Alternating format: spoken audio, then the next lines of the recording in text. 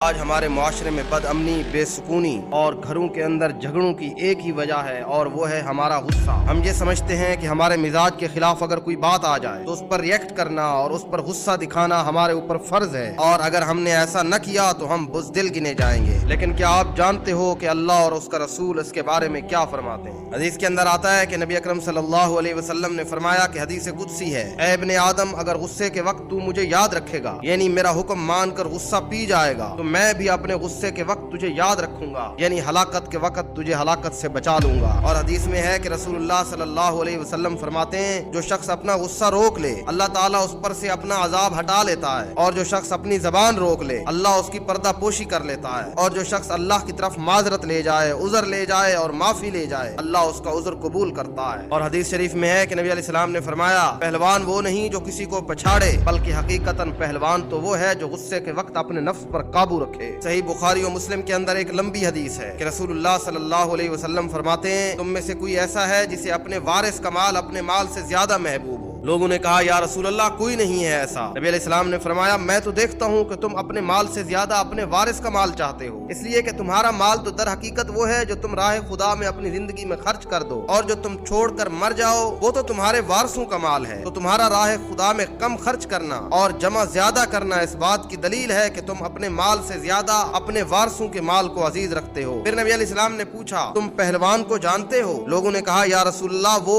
جسے کوئی گرا نہ سکے۔ نبی علیہ السلام نے فرمایا، نہیں، بلکہ حقیقتاً زوردار پہلوان وہ ہے جو غصے کے وقت اپنے جذبات پر قابو رکھے۔ حضرت حارثہ بن قدامہ رضی اللہ تعالی عنہ نبی علیہ السلام کی خدمت میں عرض کرتے ہیں کہ یا رسول اللہ مجھے کوئی نفع کی بات بتائیے اور مختصر ہو تاکہ میں یاد بھی رکھ سکوں۔ آپ صلی اللہ علیہ وسلم نے فرمایا کہ غصہ نہ کر۔ انہوں نے پھر پوچھا، آپ نے پھر یہی جواب دیا، اور وہ پوچھتے رہے، نبی علیہ السلام یہی جواب دیتے رہے۔ یہ صرف حارثہ بن قدامہ کے لیے نہیں تھا بلکہ یہ میرے لیے اور آپ کے لیے بھی تھا۔ مسند احمد کی ایک روایت ہے کہ عروہ بن محمد کو غصہ آیا تو وہ وضو کرنے بیٹھ گئے اور فرمانے لگے کہ میں نے اپنے اساتذہ سے یہ حدیث سنی ہے کہ رسول اللہ نے فرمایا، غصہ شیطان کی طرف سے ہے اور شیطان آگ سے پیدا ہوا ہے اور آگ کو بجھانے والی چیز پانی ہے، بس جب تمہیں غصہ آئے تو وضو کر لیا کرو۔ اور مسند احمد کی حدیث ہے، نبی علیہ السلام نے فرمایا، کسی گھونٹ کا پینا اللہ کو اتنا پسند نہیں ہے جتنا غصے کا گھونٹ پی جانا۔ ایسے شخص کے دل میں ایمان رچ جاتا ہے جو غصے کو پی جاتا ہے۔ تو تمہارے پاس یہ اختیار ہے کہ تم غصہ کر کے اپنی دنیا بھی اور آخرت بھی تباہ کر بیٹھتے ہو، یا غصے کے وقت اور وہاں جہاں تم غصہ نکال سکتے ہو اس پر قابو پاتے ہو اور جنت کے حقدار بنتے ہو۔